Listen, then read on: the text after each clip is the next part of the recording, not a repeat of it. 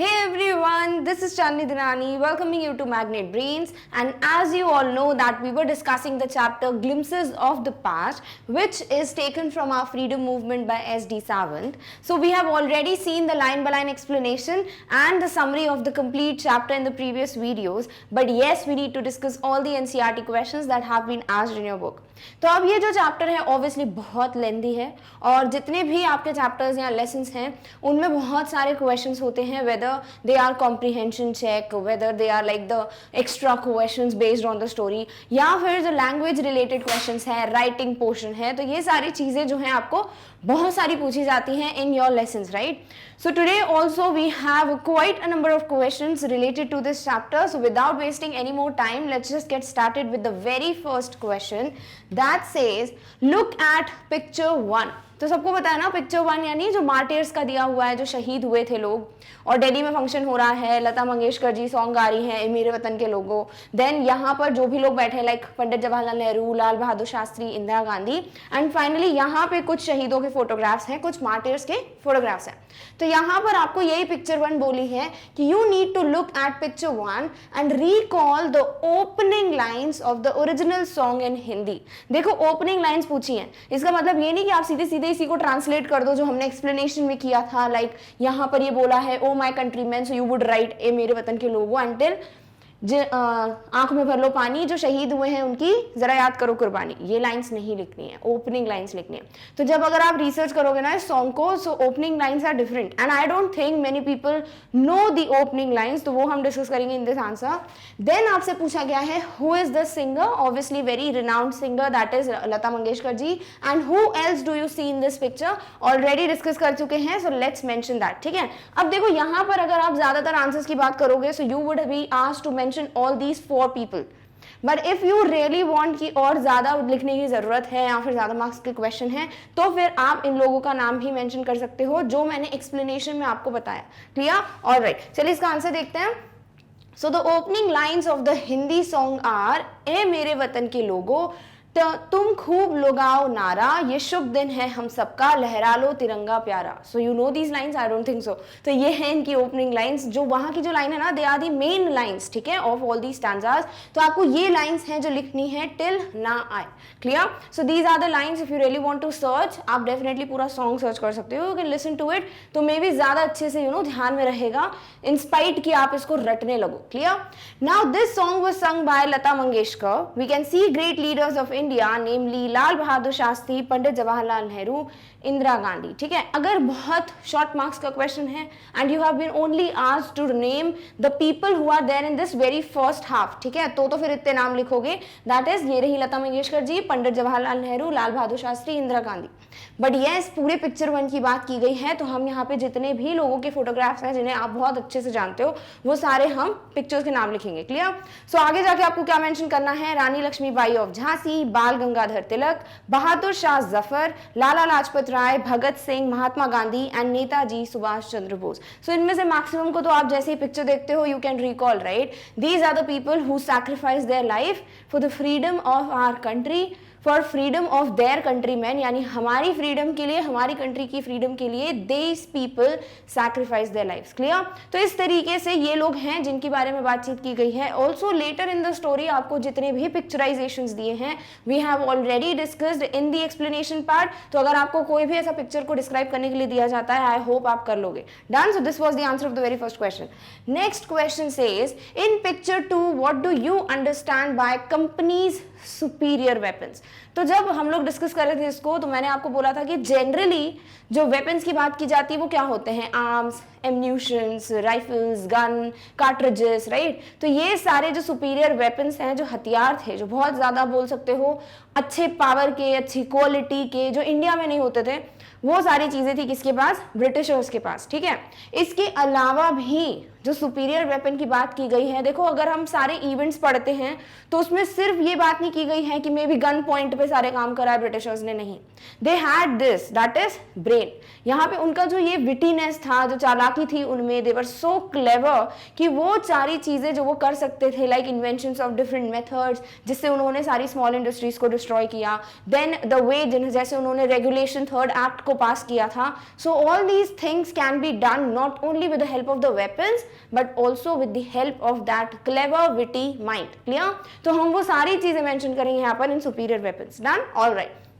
So the superior weapons of East India Company mean all their guns and cannons with strength, strong rules and regulations and diplomacy of the Britishers, यानी कि British rulers. ठीक है, तो आप किसी की भी बात करो, वो उनके सच में जो आर्म्स एम्यूनिशंस हैं लाइक गन्स एंड कैनन्स, उनकी बात कर लो, देन उनके विट्स, जो उनकी चालाकी थी, जो वो हर एक चीज में एक पॉलिसी ले आते थे जिससे वो इंडियंस को अलग कर सके, जो एक डिवाइड एंड रूल पॉलिसी थी इनकी, उसको भी उन्होंने बहुत अच्छे से यूज किया। Watching or just they could see that the Indian rulers hardly had any unity, they did not had any peace, तो उसी का फायदा उठाकर उन्होंने क्या किया, they used their wittiness, their regulations, strong rules, strength, जो taxes वगैरह उन्होंने लगाए, all these things हम बोल सकते हैं these are the superior weapons, because जब हम at the end of the chapter पहुंचते हैं, we can see that all these things only led to the first war of independence. Done? All right. Next is, who is an artisan? Why do you think the artisans suffered? तो picture number 3 में आपको ये dialogues दिए हुए हैं ना, the British policies ruined the expert artisans and their business। तो artisans क्या होते हैं? जो आर्टिस्ट हो, राइट, जो डिफरेंट चीज़ों को अपने हाथों से बुनकर या फिर वीव कर कर चीज़ें बनाते हैं, तो इन सबको क्या कहा जाता है? आर्टिसंस। सो आर्टिसंस का हम पहले क्या देंगे भाई? डेफिनेशन। क्लियर? अब फिर यहाँ पे लिखा हुआ है, why do you think the artisans suffered? तो अगर कोई भी आर्टिस्ट है जो हाथ से चीजें बनाता है, जो हैंडलूम्स हो गए, देन डिफरेंट पोट्रीज हो गई, एवरीथिंग, जो भी चीजें वो हाथों से बनाते थे इंडिया में, एंड जब ब्रिटिशर्स का रूल आया, व्हाट दे डिड वाज, वो डिफरेंट मशीनरीज लेकर आ गए जिससे बहुत जल्दी चीजें बनने लगी, थोड़ी और अच्छी वैरायटी की चीजें बनने लगी, और फिर वो बहुत अपने ही तरीके के जो भी प्राइस होते थे उस पर वो सेल करते थे। सो ओवरऑल आर्टिसंस का क्या हुआ? बिजनेस रुइन हो गया, it got destroyed, and that's the reason जिसकी वजह से उन्होंने बहुत ज्यादा सफर किया। Clear? So an artisan is the skilled craft worker who creates decorative और फंक्शनल आइटम्स मैनुअली। तो कोई भी चीजें होती हैं जो आप डेकोरेशंस के फॉर्म में यूज करते हो, whether when we use all the things during Diwali, right, जब फेस्टिवल होता है, तो आप ये सारी जो भी डेकोरेशन की चीजें लाते हो, देयर आर मेनी पीपल जो उसको घर में बनाते हैं, और आजकल तो ऐसा है कि घर में जो बनाता है वो that is more creative. But उस वक्त क्या हुआ था, ये सब चीजें ऑलरेडी घर में बन रही थी, बट ब्रिटिशर्स थॉट कि कुछ तो नया करना पड़ेगा, they had this, right, they were literate enough, तो इस वजह से क्या हुआ, वो डिफरेंट मशीनरीज लेकर आए, and that's why these people, जिन्हें हम कहते हैं आर्टिसन, किसे कहते हो? जो स्किल्ड होते हैं अपने क्राफ्ट के काम में, और अपने ही एक स्किल से, अपने हाथों से वो ये डेकोरेशन चीजें या डेकोरेटिव चीजें बनाते हैं मैनुअली यानी खुद के हाथों से। The artisans suffered as the British were extracting high taxes from them, which ruined them economically. तो सबसे पहला रीजन ये था कि इतने ज्यादा टैक्सेस ये इम्पोज करते थे, फार्मर्स हो गए या डिफरेंट लोग हो गए, तो ये टैक्स चुकाते एंड ऑल्सो जब टैक्सेस वो पे नहीं कर पाते थे तो उनको थ्रेटन किया जाता था कि उनको इम्प्रिजन किया जाएगा, जेल में डाल दिया जाएगा। So they used to give up their lands, their fields. ठीक है, तो इकोनॉमिकली वो इसलिए डिस्ट्रॉयड हो गए थे बिकॉज दे हैड टू पे a lot of tax.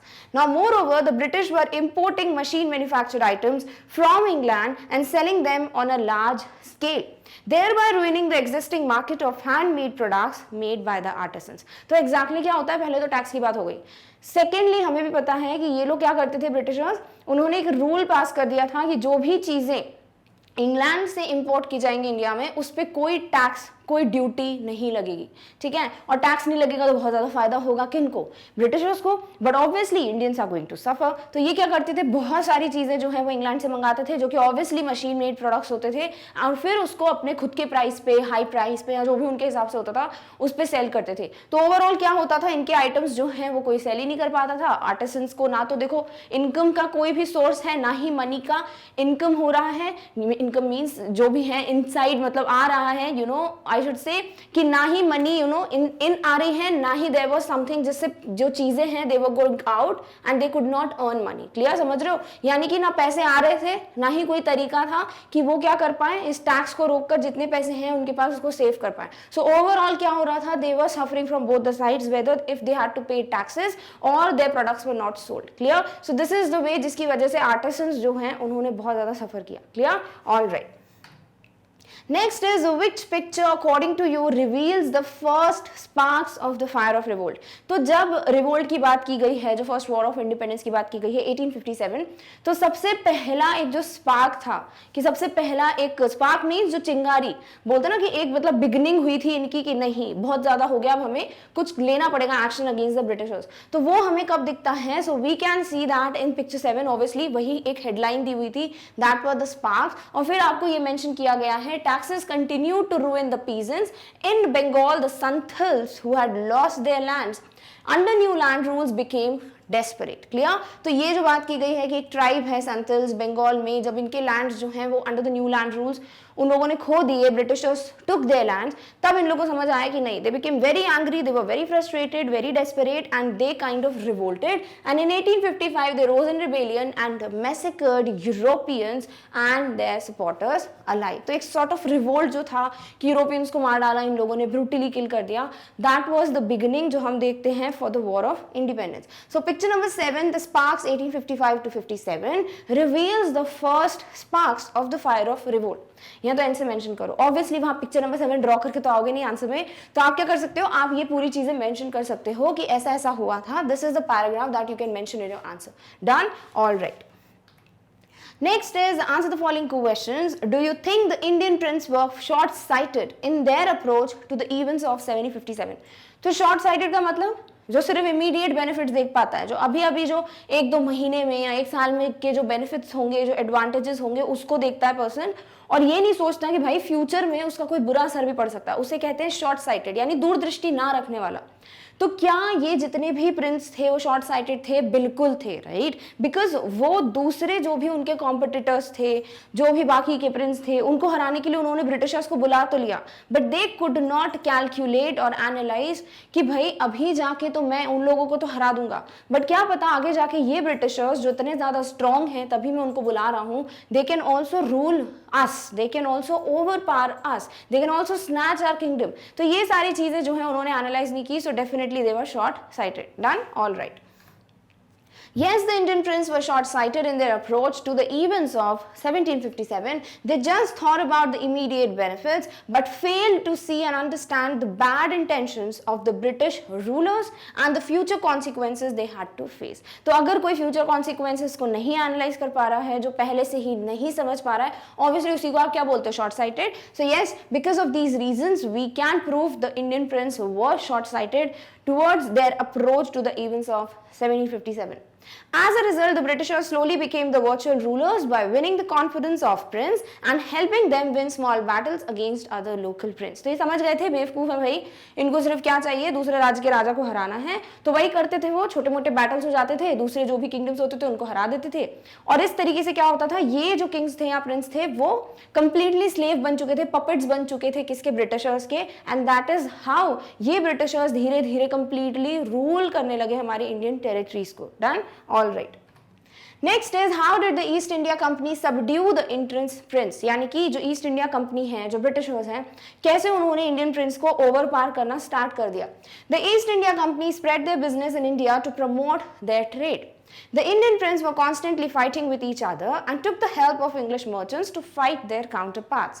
These rivalries indirectly helped the East India Company subdue the Indian prince one at a time and slowly gain complete control over the masses। तो यहाँ पे ये जो चीज दी हुई है, ये एक डायरेक्ट रीजन है कि क्यों या फिर कैसे ईस्ट इंडिया कंपनी जो है वो इंडियन प्रिंस को ओवरपावर कर ली थी, क्योंकि इन लोगों का क्या था, ईस्ट इंडिया कंपनी को अपना बिजनेस स्प्रेड करना था, उनको बहुत अच्छे तरीकों से प्रॉफिट कमाना था, फॉर्च्यून अर्न करना था, प्रॉस्पर करना था, तो ये सारी चीजें उनके दिमाग में चल रही थी। And when they got an open invitation, Indian Prince ने खुद बुलाया कि भाई हमारे कॉम्पिटिटर्स को हराना है, आप आ जाओ, आपके पास सुपीरियर वेपन्स हैं, so they kind of help them, but उनका क्या एक मोटिव था कि यही इंडियन प्रिंस को वो ओवर पार करेंगे, और धीरे धीरे उन्होंने क्या किया, सारे राजाओं को ओवर पार कर लिया, उनके सारे किंगडम्स ले लिए और वो खुद रूल करने लगे। सो दिस इज हाउ उनकी जो एक राइवलरीज थी इंडियन प्रिंस की, जिस तरीके से बिल्कुल भी पीस यूनिटी नहीं थी, उसी का एडवांटेज उठाया किसने, इंडियन प्रिंस ने। Clear, all right.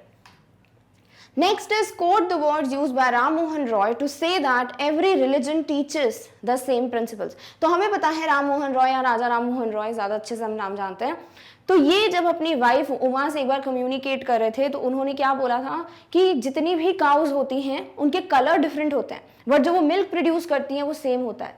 सिमिलरली हर एक टीचर जो होता है वो डिफरेंट डिफरेंट टीचिंग्स देता है, बट उसका जो निचोड़ है, जो एसेंस है, जो सामन सब्सटेंस है, वो हमेशा सेम होता है। तो इसका मतलब क्या था कि जितने भी रिलीजन होते हैं उसमें डिफरेंट डिफरेंट जो भी टीचर्स हैं वो अलग अलग चीजें सिखाते हैं, या फिर जो भी सीक्रेट स्क्रिप्चर्स होते हैं उनमें अलग अलग बातें लिखी होती हैं, बट येस उन सबका जो मतलब होता है वो एक होता है। Clear, so the words of Ram Mohan Roy spoken to say that every religion teaches the same principles were cows are of different colors but the color of the milk is the same, different teachers have different opinions but the essence of every religion is the same। तो बहुत बार discuss कर चुके हैं, I hope आपको ये lines अब तक याद हो गई होंगी। Done, all right. Next is in what ways did the British officers exploit Indians. तो जो ऑपरेशन वाला पीरियड है, जो डिसकंटेंटमेंट का जो बताया गया है आपको पिक्चराइज्ड फॉर्म में, वो सारी चीजें आपको यहाँ पे मेंशन करनी है। So what were those veg, वो जितने भी हो, टैक्सेस हो, रेगुलेशन 3 एक्ट हो, देन उसके बाद जो भी ये आर्टिसंस इन सबकी स्मॉल इंडस्ट्रीज को रूइन करना हो, अपनी जो भी इंपोर्ट ड्यूटी है उसको बिल्कुल हटा देना हो, ये सारी चीजें जो है उन्होंने यूज की थी to sort of we can say exploit Indians and also sort of causing the destruction in India. Done, all right। So the British exploited Indians in several ways। They imposed high taxes on the peasants, यानी farmers जो थे उन पे बहुत ज्यादा high tax इन लोगों ने impose कर दिया, and threatened them that they could be sent to jail। और अगर कभी farmers पूछते थे कि भाई हमारा जो crop है वो आपके लोग ले जाते हैं, how can we now pay the tax, तो उनको threaten किया जाता था कि you would be sent to jail अगर आप ये पूरे जितने भी आपके पैसे हैं, एरियाज हैं, उनको आप पे नहीं करोगे।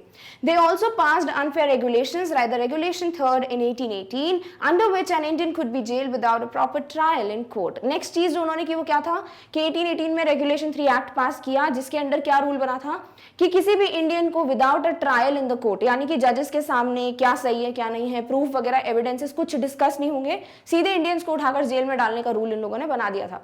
The goods manufactured in England were exempted from custom duty. Next क्या किया इन लोगों ने कि इंग्लैंड से जो भी चीजें आएंगी उस पर इंपोर्ट ड्यूटी, कस्टम ड्यूटी जो है वो नहीं लगाई जाएगी।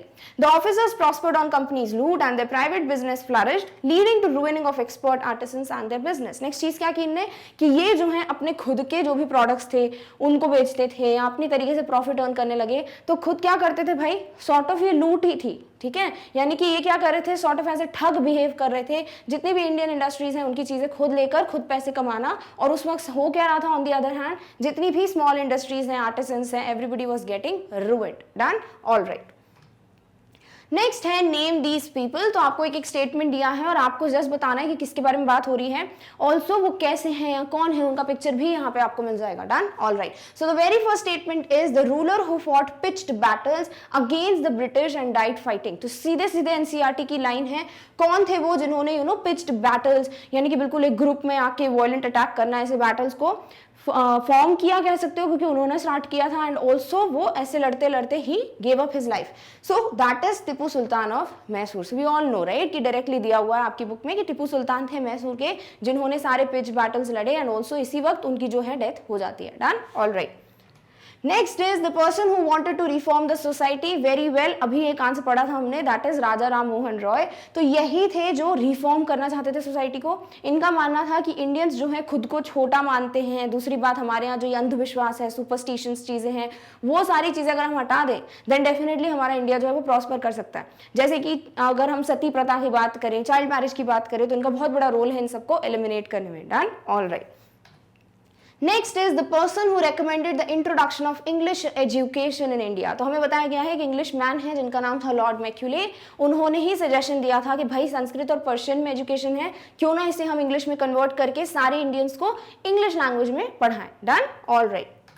Next is to popular leaders who led the revolt, choices may vary, because बहुत सारे नाम दिए गए हैं आपको चैप्टर में, तो आपको सिर्फ कोई 2 नाम लेने हैं और उनको यहाँ मेंशन करना है। तो डिफरेंट डिफरेंट दिए हुए हैं लोग, ठीक है ना, आपको जैसे बेगम हजरत महल दी हुई हैं, देन आपको और आगे जाके नाम दिए हुए हैं कि जिन लोगों को लगा कि नहीं अब इस रिबेलियन में उतरना पड़ेगा, ये जो रिवोल्ट है उसको उसमें पार्ट लेना पड़ेगा, राइट। तो उनमें से कोई भी 2 नाम हैं जो आपको मेंशन करने हैं। फॉर एग्जाम्पल मौलवी अहमदुल्ला ऑफ फैजाबाद एंड पेशवा नाना साहिब, जिनको लीडर बनाने का बताया गया था, ठीक है। तो इनके अलावा भी आपको जितने भी नाम दिए हैं इट्स अप टू यू, आप सारे ही नाम ध्यान में रखो, याद कर लो, एंड जितने पूछे हैं फिर उस हिसाब से आप मेंशन कर देना। Done, all right.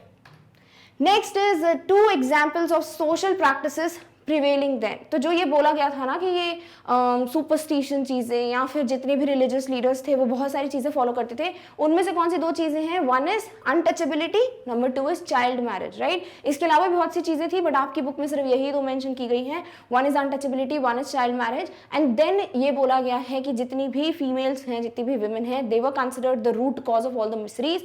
And number 2 ये चीज़ बोली जाती थी कि अगर कोई सी के उस तरफ चला जाता है क्रॉस करके तो वो अपना रिलीजन खो देगा। बट अगर 2 प्रैक्टिसेस का नाम देना है then you can definitely mention untouchability and child marriage. Done? All right. Next is 2 oppressive policies of the British. अभी ऑपरेशंस वाली चीजें पड़ी थी तो उसमें जो भी 2 पॉलिसीज, जो भी 2 तरीके थे जिससे ब्रिटिशर्स रूल कर रहे थे इंडियंस को, उनको पढ़ना है आपको, ठीक है। So the British did not impose any import duty on goods imported in India from England. Number 1 import duty, custom duties को एग्जेम्प्ट कर दिया, इसको हटा दिया था जब भी इंग्लैंड से कोई भी गुड्स आएंगे। This was the very first policy. Number 2 they pass regulation 3 act under which an Indian could be gelled without trial in a court. 1818 में रेगुलेशन 3rd एक्ट को पास कर दिया गया, जिसके बारे में हम ऑलरेडी डिस्कस कर चुके हैं। Done, all right. Next is 2 ways in which common people suffered। Normal लोगों ने कैसे सफर किया उसकी सिर्फ 2 चीजें आपको बतानी है। Number 1 the farmers were taxed heavily and artisans lost their Indian cottage market because the British introduced machine manufactured goods। तो नंबर 1 क्या था कि जितने भी फार्मर्स थे उनको बहुत ज्यादा हेविली इम्पोज किया जाता था टैक्सेस से, तो this was the very first thing. Second thing was कि जो भी आर्टिस्टन्स थे, जो भी कॉटेज मार्केट होता है, जो हैंडलूम्स वगैरह होते हैं, उन सबको इन लोगों ने डिस्ट्रॉय कर दिया था, रुइन कर दिया था, बिकॉज जो भी चीजें या मशीन मैन्युफैक्चर्ड गुड्स इंग्लैंड से आते थे वो उन्हीं को सेल करते थे। So these were the 2 things जिससे ये कॉमन लोगों ने बहुत ज्यादा सफर किया।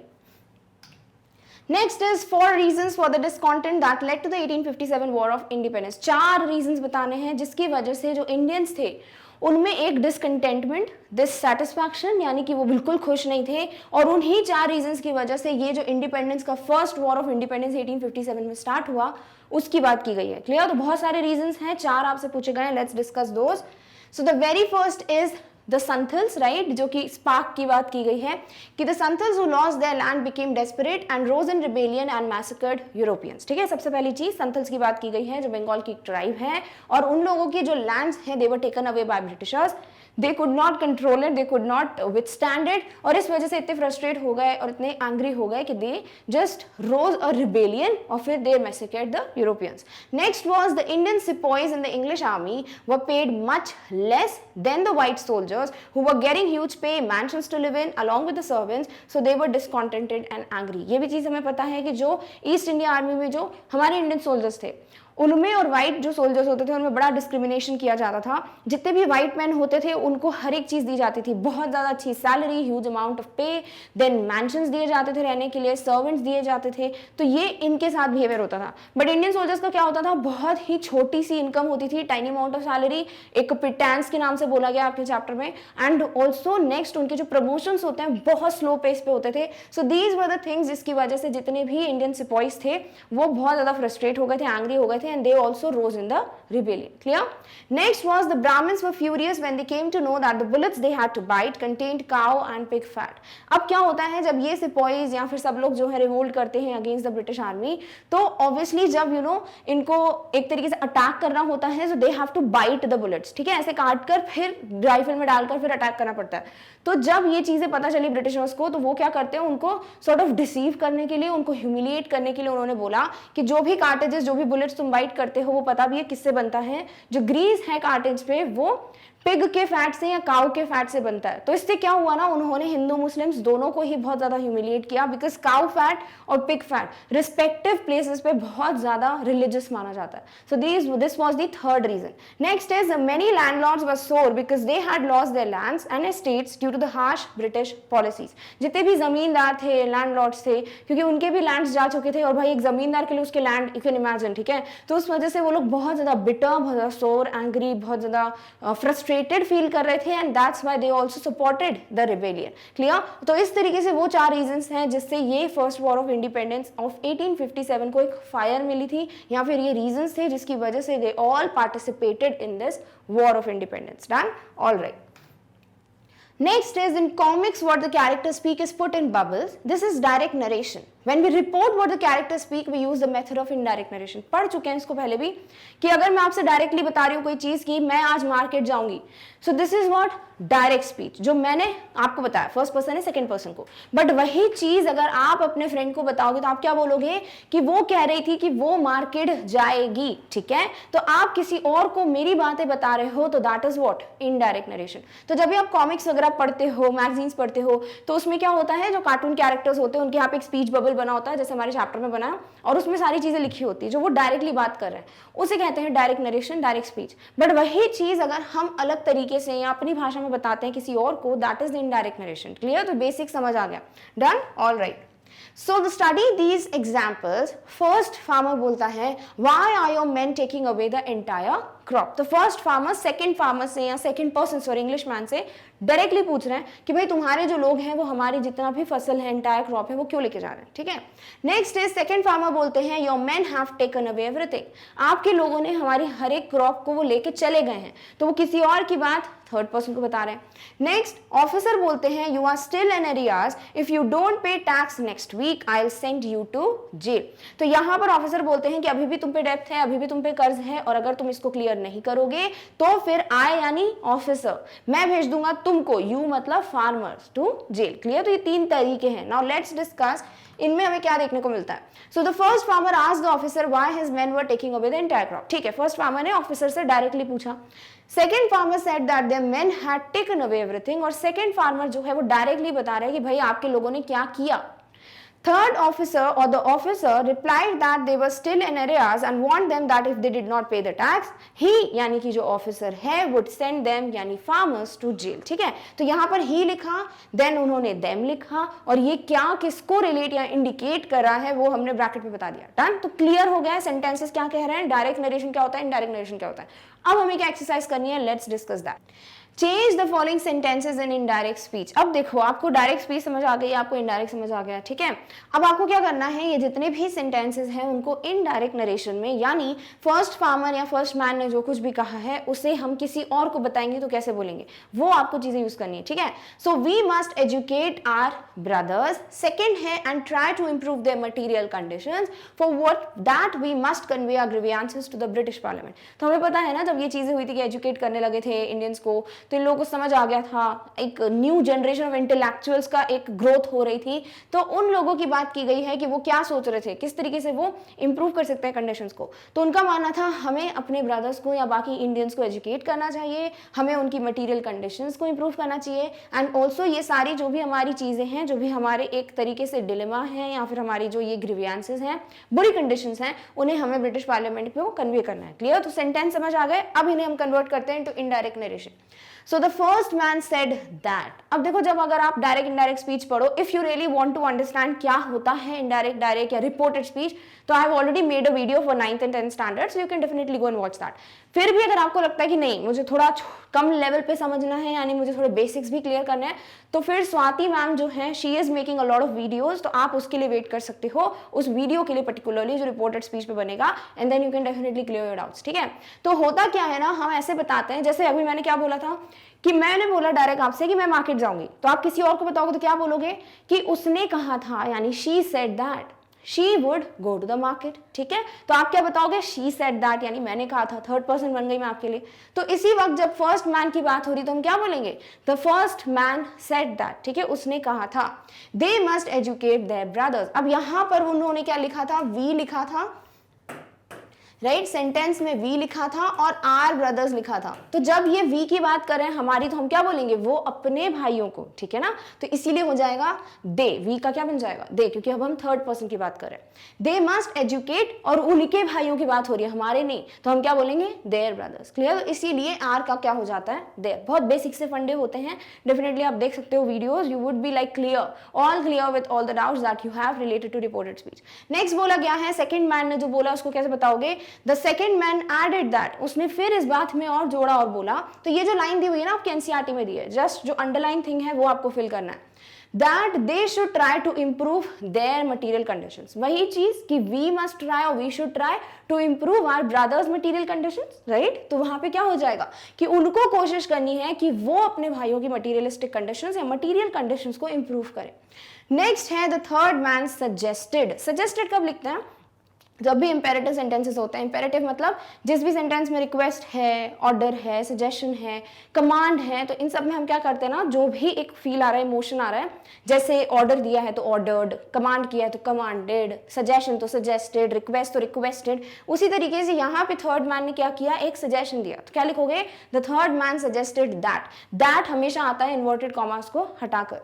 दे must convey their grievances to the British parliament. Very easy, उनको कन्वे करना चाहिए उनकी जो भी ग्रीवियंसेस हैं टू द ब्रिटिश पार्लियामेंट, बस इतना ही करना है। तो ओवरऑल आई थिंक आपको क्लियर हो गया होगा कि होता क्या है ना, हम क्या करते हैं, ये जो स्पीच है उसको चेंज करने के लिए थर्ड पर्सन के एस्पेक्ट से देखते हैं कि first man said that, second man added that, third man suggested that. ठीक है, क्या बोला वी, तो वो क्या हो जाएगा दे, और आर क्या हो जाएगा देयर, बाकी सारी चीजें तो वही रहने वाली है।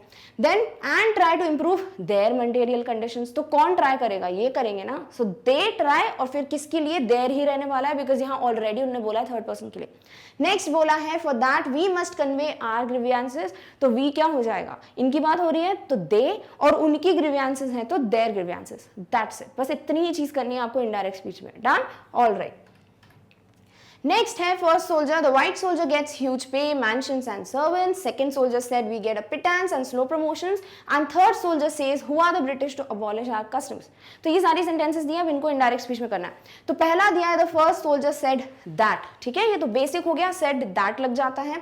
Second man ने क्या किया, उसने remark दिया है, उसने एक तरीके से ये चीज proof की है कि भाई ऐसा ऐसा हो रहा है, हमें कम amount of salary मिलती है and everything. So it is remarked that। और third soldier ने question किया है, तो जब भी हम क्वेश्चन करते हैं हम बोलते हैं आस्क्ड, ठीक है। So the third soldier asked. That क्यों नहीं लिखा, बिकॉज जब हम WH क्वेश्चंस यानी कि जो व्हाट व्हेन व्हाई वाले क्वेश्चंस होते हैं या यस नो वाले क्वेश्चंस होते हैं, उनमें हम क्या करते हैं ना, इफ वेदर यूज करते हैं, और अगर WH वर्ड दिया होता है तो उसी को लगाते हैं। जैसे यहाँ हु दिया है ना, तो हम हु को यूज करेंगे। क्लियर, ये बहुत बेसिक से रूल्स है, बहुत सारे रूल्स हैं, इस वीडियो में मैं ऐसे समझा नहीं पाऊंगी, but you can watch the video again, I am telling you, rules जाके देख लो, मैं ऑलरेडी वीडियोस बना चुकी हूँ, 10th की प्लेलिस्ट में, आपको ग्रामर की प्लेलिस्ट में वीडियो मिल जाएगा, ठीक है।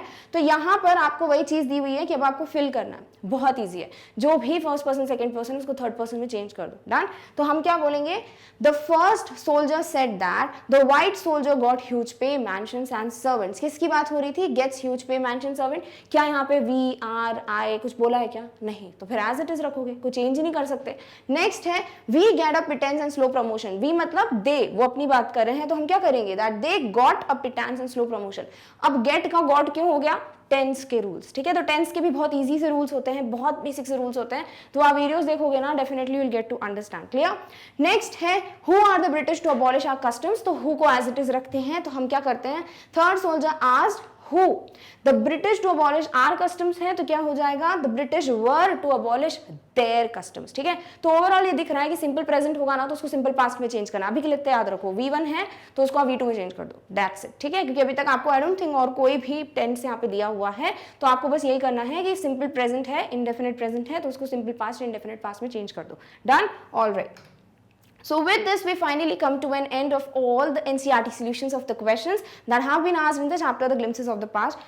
थोड़े ज़्यादा क्वेश्चंस थे, ऑब्वियसली चैप्टर भी बहुत ज़्यादा लेंदी था, बट आई होप आपको ये सारे क्वेश्चंस क्लियर हो गए हैं। Now let's meet in the next video with the poem that's given in your chapter. So till then take care of yourself, और इस टॉपिक की नोट्स की लिंक आपको डिस्क्रिप्शन बॉक्स में मिल जाएगी। Thank you so much for watching, bye.